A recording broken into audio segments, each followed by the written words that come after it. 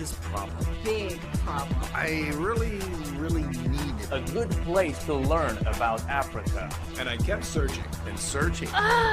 There are so many choices. It's really hard to find one that has all the things on my list. But I finally did it. Yes. Thank you. If you are looking for one as well, Look no further. Here's a really good one. Just use mine. Use mine. I'm very satisfied. Definitely recommend. Problem gone. Ladies and gentlemen, welcome to the most popular Ivorian African TV channel, London. Thank you. if you are looking for one as well, Look no further. Here's a really good one. Just use mine. Use mine. I'm very satisfied. Definitely recommend. Problem gone. Ladies and gentlemen, welcome to the most popular Ivorian African TV channel, London Ivoire TV, the platform of African development with professional hard workers team. London Ivoire TV, the Ivorian African most popular channel, is committed to provide mass education, genuine information, and social cohesion for African society development. London Ivoire TV, acting on the national and international scale of TV production advertisements, consisting mainly of promoting banner adverts. London Ivoire TV is a world opening doors Mesdames et messieurs, bonsoir. Bienvenue au journal as well as de announcements l'Afrique. and promo writing. London Ivoire TV is one of the best worldwide business promotion. First contact London Ivoire TV at yahoo.com. London Ivoire TV, the voice of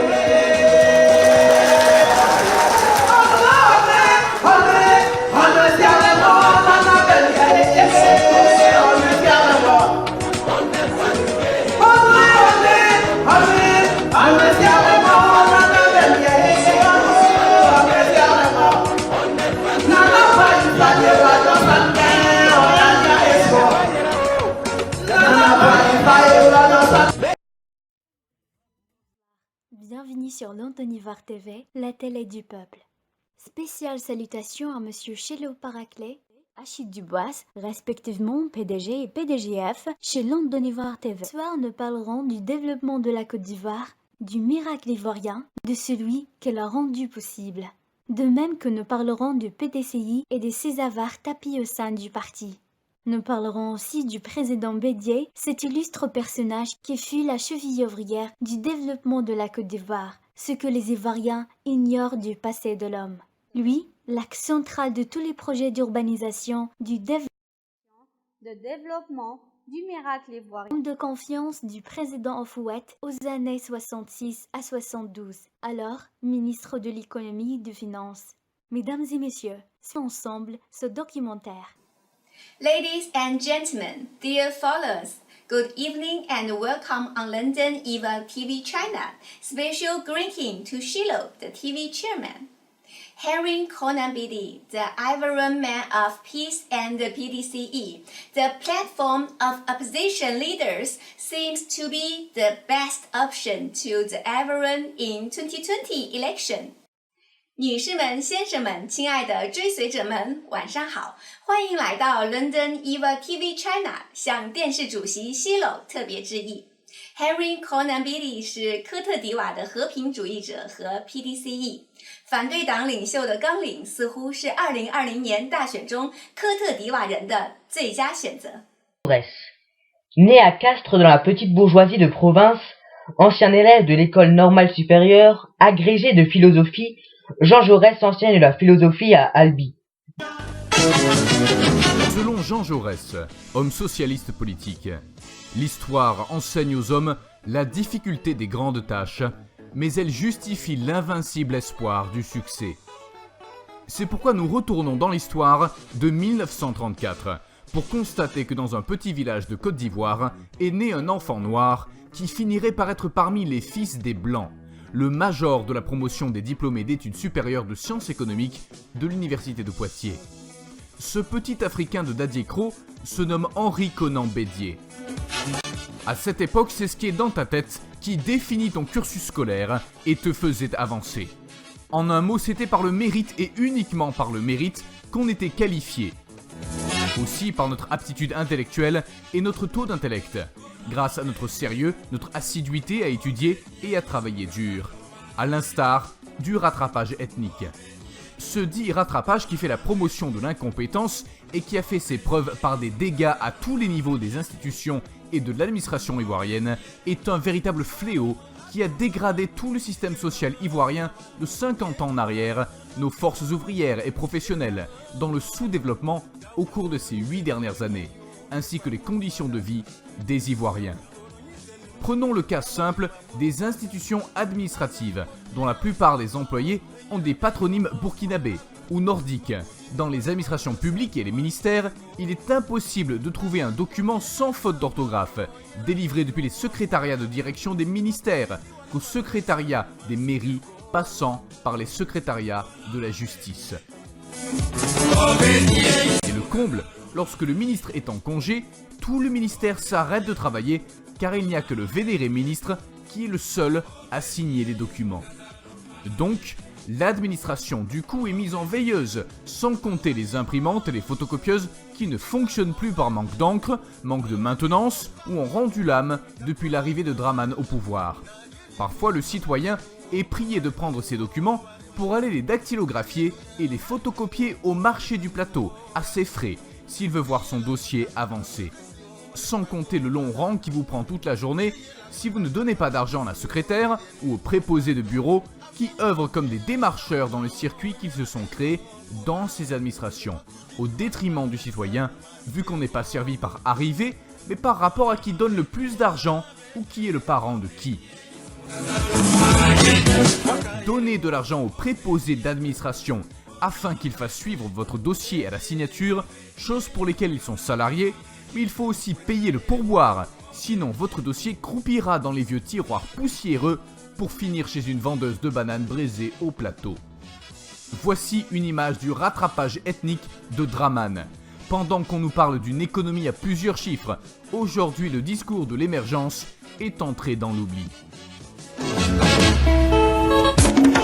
Et pourtant ce n'est pas des hommes compétents qui manquent en Côte d'Ivoire.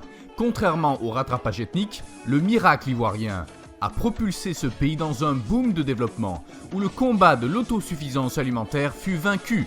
La Coupe nationale du progrès récompensait les paysans dont le prix du café cacao était au plus haut niveau de son histoire. Déjà depuis les années 1968 à 1970, la Côte d'Ivoire fut le premier pays à placer un emprunt en euro-dollar. On se souvient de la chaîne commerciale de supermarchés, chaîne PAC et chaîne Avion, implantées dans tout le pays, qui appartenaient aux Ivoiriens et qui furent un succès national, permettant ainsi aux Ivoiriens d'avoir la main mise sur leur économie.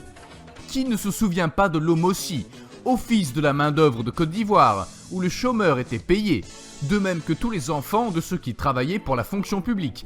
L'administration ivoirienne était payée, ce qu'en Angleterre on appelle le child benefit. La sécurité sociale existait efficacement au temps d'Oufouette entre 1966 et 1985, la caisse de stabilisation et de prévoyance sociale, le barrage de Kossou, le port de San Pedro convoité par le Burkina et pillé aujourd'hui par le pouvoir et le RHDP, les centrales thermiques 1 et 2 de Vridi, l'autoroute d'Abidjan-Yamoussoukro sont des projets de développement qui appartenaient à la Côte d'Ivoire et dont le bénéfice et les avantages revenaient aux Ivoiriens. Tout ceci sous le ministère économique et des finances des années 68 à 72 du gouvernement de Félix Houphouët-Boigny. Et diantre, qui était l'auteur de ces œuvres de développement comme on n'en trouve plus en Afrique? Sous quelle tutelle furent-elles réalisées? Qui était l'artisan principal du miracle ivoirien? Qui est le créateur de la bourse des valeurs ivoiriennes et de la loterie nationale? Qui sont ceux qui étaient considérés comme les principaux acteurs du miracle ivoirien? Sous l'aval de qui les ministres ivoiriens devaient-ils avoir le financement de leurs projets? Et pourtant, c'est avec peu d'argent que tous ces grands travaux, ces grands chantiers furent réalisés. Contrairement aux multiples milliards détournés çà et là par le régime en place, les surfacturations. Un tel statut a créé beaucoup de jaloux et d'envieux contre l'instigateur du miracle ivoirien, seul contre tous. La France, préparant déjà avant même 1990 la succession d'Houphouët, avait prématurément commencé à battre une campagne de déstabilisation et de diabolisation contre celui-là même qui était l'Houphouëtiste véritable, celui-là qui était l'homme de confiance du président Houphouët. De même qu'aujourd'hui, nous voyons la communauté européenne, faite du réseau de la franc-maçonnerie et des Illuminati, se liguer contre le président Gbagbo, pour le diaboliser pendant plus de 10 ans d'un pouvoir perturbé par une rébellion encouragée par la politique française.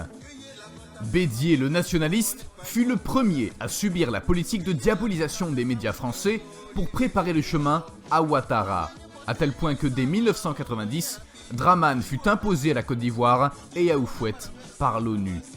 Aujourd'hui, pour la libération de la Côte d'Ivoire, le destin veut réunir les vrais nationalistes, les vrais panafricains, sur une plateforme d'alliance pour délivrer la Côte d'Ivoire. Seul l'ennemi de la Côte d'Ivoire refuserait d'adhérer à ce projet de délivrance nationale, car Dramane est arrivé comme un virus sur une nation paisible.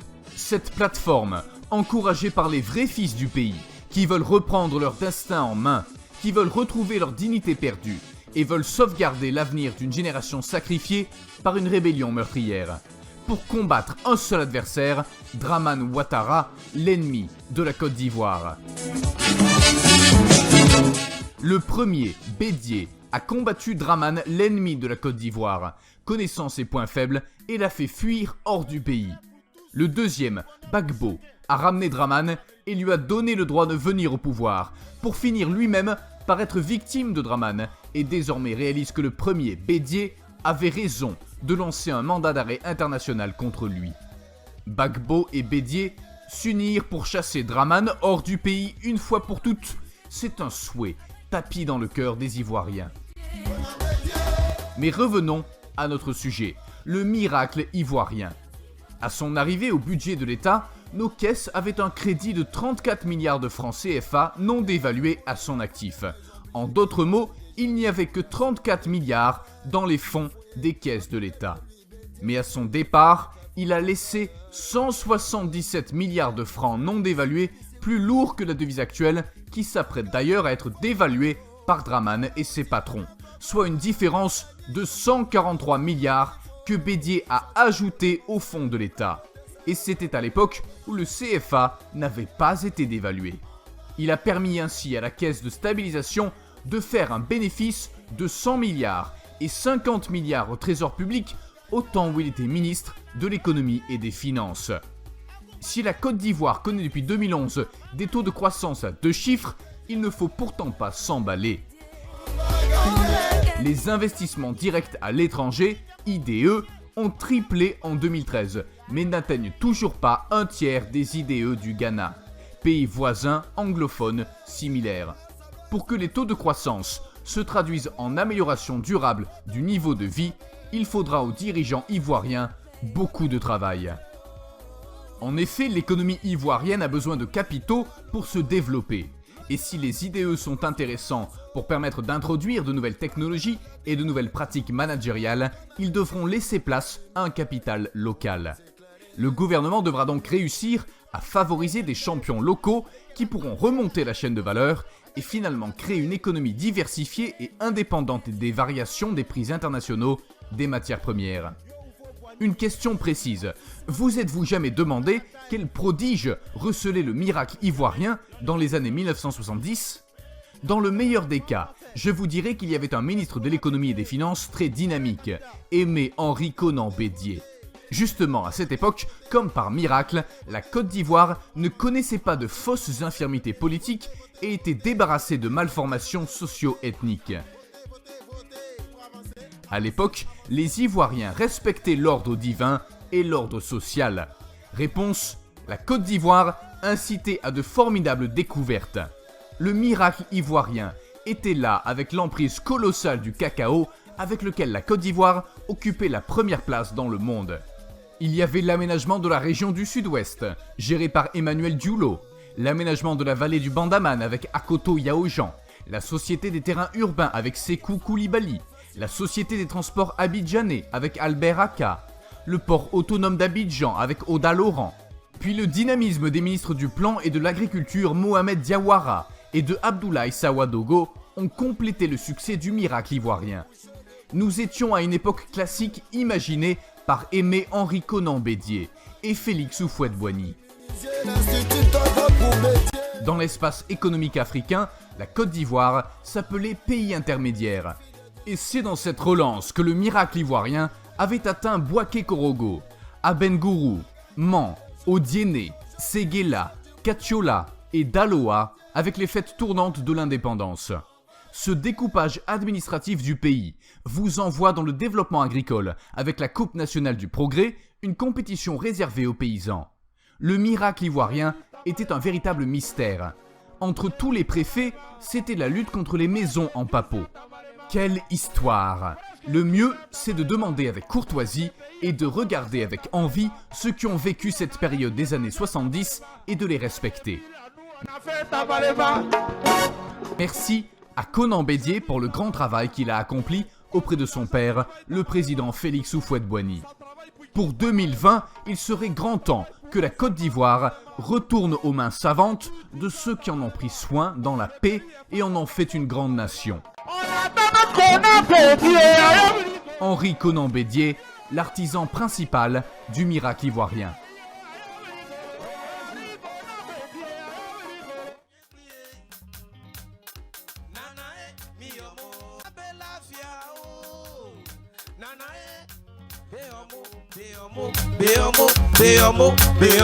L'avarice et la générosité au sein du PDCI, hommage aux grands du parti. Le ravin qui sépare du donner et du recevoir, c'est la générosité. Et ce ravin de séparation, beaucoup d'aventuriers qui pilulent aujourd'hui au PDCI y sont tombés. En effet, en véritable observateur face aux actions et comportements des uns et des autres menés sur le terrain politique ivoirien, London Ivoire TV a su identifier et trier ceux qui œuvrent pour l'avancement du PDCI. Ces fidèles militants engagés, dévoués au président Bédié et aux idéaux de ce grand parti.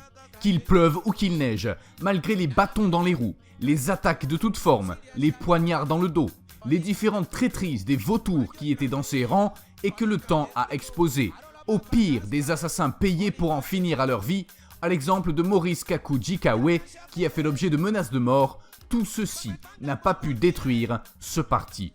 Le PDCI demeure en ce moment le parti politique le plus martyrisé par le pouvoir en place, qui hier l'utilisait comme partenaire pour être légitimé auprès des Ivoiriens, le RDR. Ce dit parti qui a changé de peau pour prendre une carapace appelée RHDP.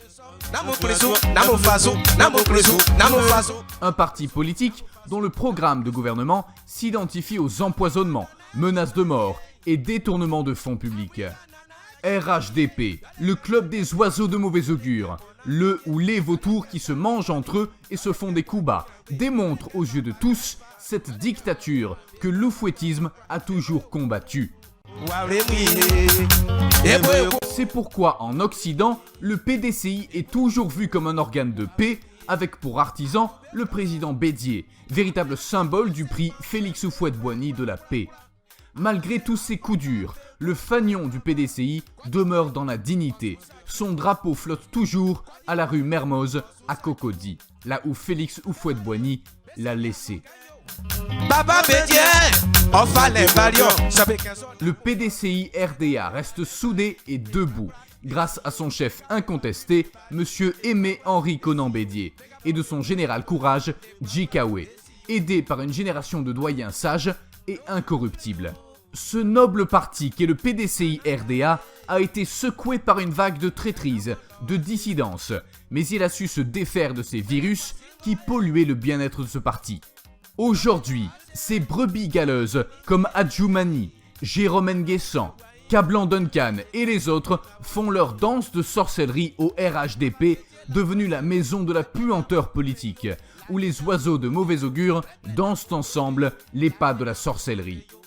Une chose est sûre, à force de manger n'importe comment, même si les fesses d'Adjumani, de Duncan et leurs cliques qui sont politiquement morts ont beau grossir sous le junk food de Wadraman Ouattara, les grosseurs de leurs fesses ne réussiront jamais à boucher leur anus.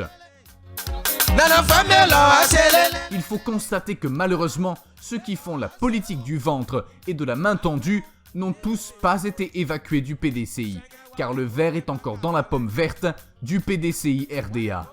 En effet, il y a encore des vautours déguisés en agneaux, avec des agendas cachés autres que celui du parti. Force est de constater qu'au vu et au su de leurs déclarations, conversations dans les salons, leurs amitiés cachées avec les membres du pouvoir en place, ils sont facilement repérables lorsqu'on y prête un peu plus attention. Même s'ils pavanent royalement et se croient tapis dans l'ombre, le président Bédier les a à l'œil, car il sait que le ver est encore dans la pomme du PDCI, alors prudence. Alfred Auguste Pilavoine, écrivain dans Les Pensées, Mélanges et Poésie de 1845, pouvait dire « Dans le monde, la prudence nous est parfois plus nécessaire que la générosité. L'une nous préserve de ses pièges, l'autre nous y fait tomber. » Ces aventuriers qui sont au sein de ce parti uniquement pour profiter du PDCI n'apportent rien pour encourager la jeunesse du RDA. Ni en idées, ni en apport de matériel, ni en politique d'accompagnement de logistique, ni en offre d'emploi, non plus en formation professionnelle, ou en aidant la jeunesse du PDCI à la réalisation de leurs projets, création de petites et moyennes entreprises, pour permettre à cette jeunesse d'être autonome financièrement et rendre le parti plus fort. La jeunesse d'un parti qui a plus de 30 ans, comme le PDCI RDA, devrait normalement faire des jaloux auprès des jeunes des différents partis en Côte d'Ivoire. Mais hélas non, il n'y a que des promesses et des fourberies pour ces jeunes militants du PDCI. Ces loups tapis au sein du bureau politique du PDCI n'utilisent ces jeunes que pour placer les chaises et les bâches à leurs meetings, les faire courir sous la pluie et le soleil, ou encore les placer en phase de campagne de protestation pour se faire tabasser puis emprisonner.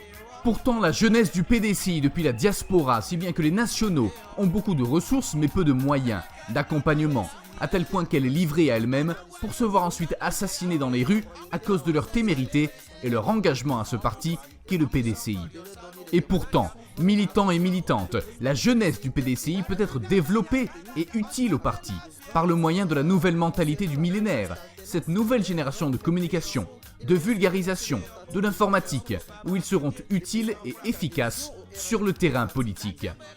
Ah, vivement que revienne le temps du militantisme, sous l'ère Oufouette, où mouiller le maillot pour le PDCI était bien encouragé et reconnu. Quand Oufouette était encore vivant, les Bédier et anciens ministres d'Oufouette donnaient facilement les moyens nécessaires à la jeunesse pour être très actifs sur le terrain. Et hélas, de nos jours, même quand un petit fond est dégagé, il y a tellement de « je retiens ma part » que finalement c'est des broutilles qui parviennent au projet et la montagne accouche d'une souris en fin de compte. Au temps d'Oufouette, les doyens militants faisaient peser leur poids politique pour aider les jeunes du parti, soit pour des emplois, soit pour des inscriptions dans de grandes écoles, soit pour des formations professionnelles, soit des bourses pour étudier à l'étranger. Aujourd'hui, même s'il y a de nombreux microbes au sein du PDCI qui détruisent l'honneur de ce parti, force est de constater qu'il y a encore des gens effacés et discrets qui font de leur mieux pour soutenir la jeunesse du parti à qui London Ivoire TV veut rendre hommage. Et Charles Conan Banny, celui que Bédier traite affectueusement d'irréductible et à qui le temps a donné raison. Voici l'homme, Charles Conan Banny, qui s'est mis dans le cœur que jamais il ne permettrait au PDCI de disparaître, même s'il devait faire chemin seul dans un combat vers la présidence pour conserver l'existence du PDCI, de peur que le parti ne soit phagocyté par une alliance avec Draman au moment où l'idée du RHDP en tant que plateforme politique battait son plein au sein du PDCI RDA, ce moment où les Ivoiriens du PDCI étaient ivres des promesses mensongères de Dramane Ouattara. Tout à fait. Enfin limier économiste, il avait décodé les mimiques mensongères de la bouche tordue et les traces de démarches douteuses de Dramane, le cavalier vêtu de blanc selon le livre de l'Apocalypse, mais qui en réalité n'est que le diable déguisé en saint. Et ce n'est pas Soro qui nous dira le contraire. Charles Konan Banny ne s'est pas laissé envoûter par les promesses de Dramane à la langue fourchue. Ce serpent d'aspic qui aujourd'hui poignarde Bédié dans le dos. Pourtant, après l'appel de Daoukro fut respecté, Bédié a symbolisé la fidélité de ses engagements sous la promesse d'une alternance en 2020, qui malheureusement par la suite s'est avérée encore une fourberie de la part de Dramane. Tout comme Dramane avait promis de désarmer ses rebelles avant les élections, si l'ex-président Gbagbo prenait des dispositions pour lui permettre de se présenter aux élections en Côte d'Ivoire. Là aussi, Dramane avait doublé Gbagbo et ses rebelles n'avaient jamais été désarmés avant les élections comme promis. Mais les sonnettes d'alarme de ce grand homme humble, Charles Konan Banny, sur la nature de menteur de Dramane n'ont pas été prises en compte. Cependant, quand son frère Bédié s'est retrouvé acculé par Dramane et la traîtrise des dissidents, Banny a accouru auprès de son frère Bédié pour lui offrir sa poitrine comme bouclier de protection au cours de cette période de dissidence qu'a connue le PDCI. Cette période au cours de laquelle les maudits se sont ralliés au RHDP pour donner raison à Banny, qui avait vu tout ceci venir de loin, car pour lui les promesses venant de la bouche tordue d'un homme tel que Dramane ne sont pas à prendre en compte. Charles Konan Banny est un homme qui inspire respect tant par ses actions d'aide isolée aux jeunes que par son intervention financière auprès de la jeunesse du PDCI qu'il fait discrètement. Il prend en charge les études de formation professionnelle des uns et des autres, il paye les loyers des Ivoiriens se trouvant en difficulté à l'étranger, aussi son soutien aux familles démunies en Côte d'Ivoire sont légion. Le portail de sa maison est comme l'entrée du service social ivoirien, car pour lui, s'il n'y avait plus de malheureux, la générosité perdrait la moitié de son existence. Pour Charles Konan Banny, aider la relève du pays est un devoir. Il donne beaucoup de chance à ceux qui l'approchent avec des motifs dignes. Donner plus de responsabilités à Charles Konan Banny et l'envoyer en mission serait une stratégie qui dérangerait le pouvoir en place. Car l'homme de la CDVR connaît les crimes du pouvoir en place. Avoir une arme telle que Charles Konan Banny est un atout pour le PDCI. Le troisième personnage que nous avons observé, pour qui la vraie générosité est celle de donner son temps et son argent aux plus démunis, aider ceux qui sont capables de se développer et aider les autres à leur tour est pour lui un sens du devoir. Même si certains ont encore de petites rancœurs contre ce grand homme, mais il a pris son courage à deux mains pour dire non au RHDP et ses privilèges, malgré toutes les propositions alléchantes placées devant lui. C'est l'homme devenu un martyr et aimé des opposants qui vit aussi en exil en France. Il a refusé des propositions de tentative de corruption de Dramane pour demeurer fidèle à Bédié, ce qui lui a valu le courroux du pouvoir en place. Propositions devant lesquelles les Adjoumani et consorts auraient vite fait de poignarder le président Bédié. Ce grand homme, c'est le digne Akossi Benjo, un homme qui a la main sur le cœur et qui donne beaucoup et accompagne beaucoup les actions de la jeunesse au sein du PDCI sans sonner de trompette. Pour Akossi Benjo, si Félix Houphouët pouvait sortir de sa tombe, il féliciterait publiquement le capitaine Bédié, qui tient bien le gouvernail du navire PDCI RDA malgré les attaques que subit ce noble parti depuis des années. Car M. Akossi Benjo dit que toutes ces dissidences de PDCI Renaissance, RDR, mouvements sur les traces d'Houphouët, RHDP, etc. ont tous été faits et nourris par le parti. Malgré cela, ils n'ont pas hésité à sortir du PDCI. Alors malgré tout, si le PDCI continue de naviguer avec sérénité, malgré toutes ces effusions, c'est grâce à la sagesse et au calme de Bédié qui a fini par exposer ses brebis galeuses. Monsieur Akossi Benjo, dans le silence et la discrétion absolue, combat la misère et les difficultés de beaucoup de militants au sein du parti, à qui il apporte beaucoup d'aide financière et fait croire aux gens que cela vient du président Bédié. Il est temps que nous trahissions ce secret que Bédié lui-même ignore.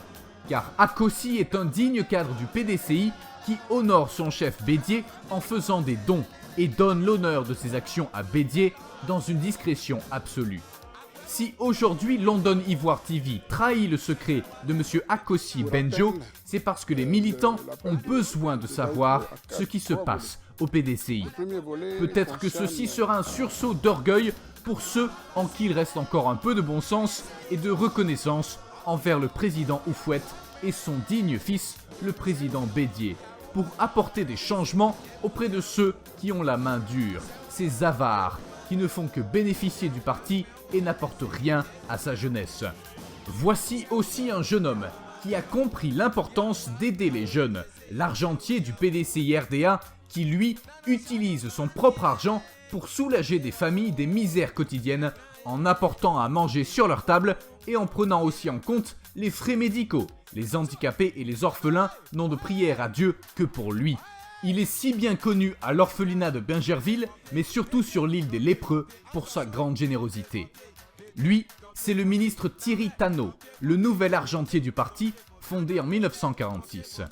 Thierry Tannot est désormais le secrétaire exécutif du PDCI-RDA, chargé des études, de la prospective et des finances. Ah, comme il était bon d'être jeune militant actif du PDCI, au temps d'Houphouët, qui savait récompenser à sa juste valeur les efforts de la jeunesse.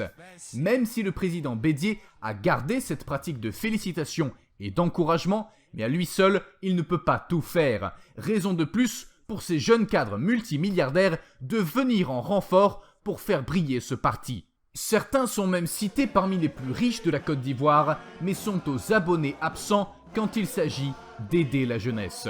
Ces avares, trop près de leurs sous, choisissent d'entretenir des maîtresses que de faire fonctionner le parti et de récompenser sa jeunesse, mais pourtant, ils tournent autour du président Bédier pour des titres honorifiques au sein du parti.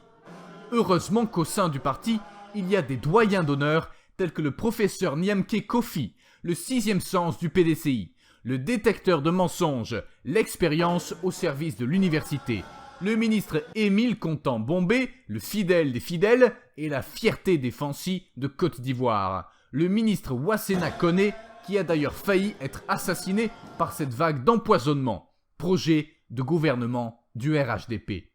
Honneur au ministre Edjapan Tiemele, le téméraire. Voici des doyens sans lesquels le PDCI aurait coulé, même si le général Courage Djikawe a bataillé dur pendant ces moments de dissidence.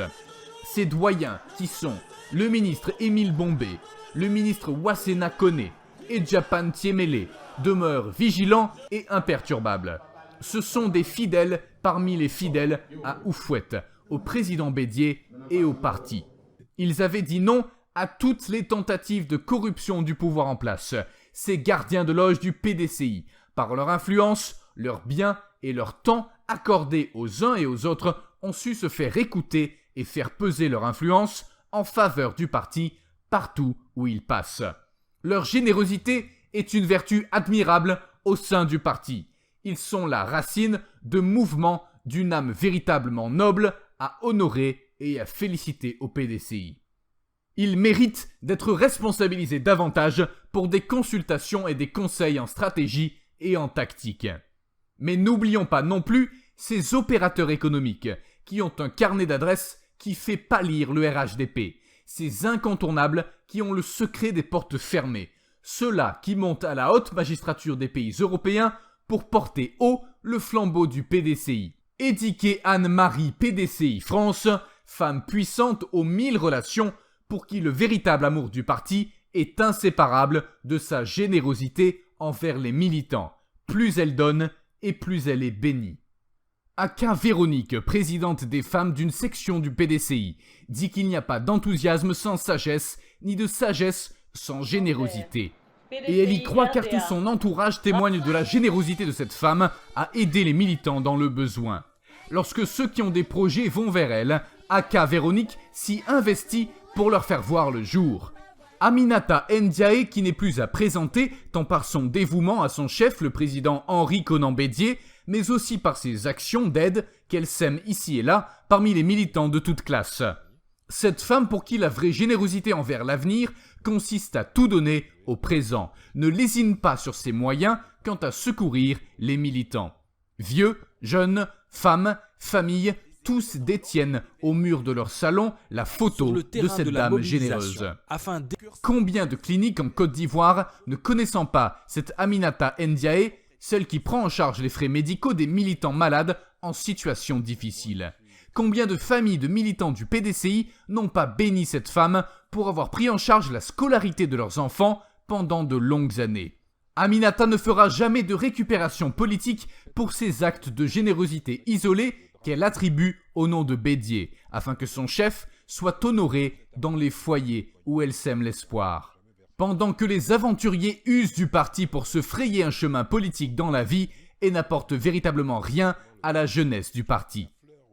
Il n'a pas fallu à London Ivoire TV d'être millionnaire pour offrir du boulot à la jeunesse ivoirienne dans la diaspora européenne. C'est cela le sens de l'amour de la patrie. C'est cela l'ivoirité qui doit primer parmi nous, sans regarder l'origine ethnique ou régionale, sans rattrapage ethnique. Si chaque Ivoirien qui se suffit pouvait venir en aide à un autre Ivoirien en difficulté, imaginez combien notre pays serait fort. Notons ici que London Ivoire TV, pour une émission produite en faveur du PDCI, dépense plus de 5 millions de francs CFA par émission, sans toutefois recevoir 5 francs de personne. Il faut préciser ici que nous ne recevons rien de qui que ce soit, ni du FPI, ni du PDCI, ni de personne, et pourtant nous existons depuis près de 7 ans. Permettez-nous de vous souligner que quiconque vous approche pour vous soutirer des sous à notre nom ne vient pas de nous, car même dans nos partenariats et nos politiques de sponsorship, nous restons élégants. Nous apportons notre pierre de contribution au développement des mentalités de la masse profonde, surtout pour l'intérêt de la relève du futur que représente cette jeunesse africaine, qui est utilisée par nos politiciens, puis jetée à la poubelle. Ça suffit. Par la masse d'éducation ivoirienne en particulier, et africaine en général, nous avons à cœur d'influencer positivement les jeunes à un changement de mentalité afin d'arpenter le véritable développement de notre chère patrie.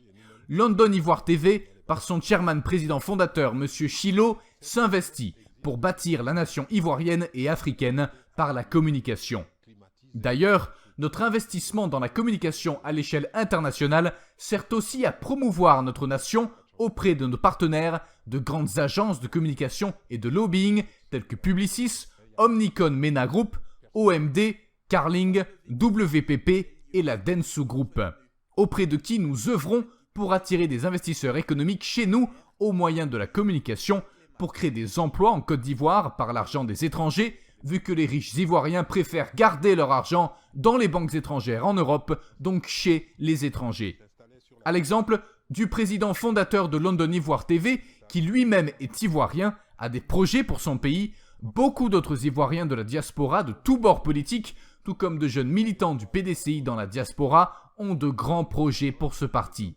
Et malheureusement, ces projets meurent dans l'œuf à défaut d'encadrement, d'accompagnement, de logistique et de financement. Voici Nestor Kofi, l'homme aux 1000 relations politiques en Europe, qui mène son parti vers la victoire de 2020. Les jeunes lui font confiance et le suivent grâce à ses actions de générosité menées dans la diaspora européenne. Il a à son actif plus de 600 000 jeunes de tous les pays de l'Europe de l'Ouest et du reste du monde grâce à sa disponibilité et sa force indestructible de persuasion et de mobilisation. L'homme Nestor Kofi de la diaspora qui décante les situations là où beaucoup échouent. C'est lui qui a réussi à unir la jeunesse militante du PDCI partout en Europe. La générosité de Nestor Kofi est connue de tous. Ce militant intrépide appelé la boussole du PDCI ne recule devant rien pour défendre les militants du PDCI en Europe. Grâce à lui, beaucoup de jeunes gens en Europe qui étaient sur le point d'être rapatriés ont eu leur salut grâce à l'intervention de Nestor Kofi auprès des autorités. C'est encore lui, le Nestor Kofi, qui a en charge 10 enfants rendus orphelins par la guerre dont les parents militent au sein du PDCI.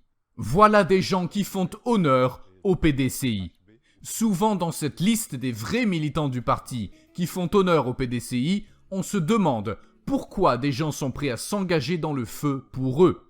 Et quand il lance un mot d'ordre, tout le monde accourt. Ce n'est pas de la magie, c'est simplement parce que ces personnes-là s'aiment au sein du parti.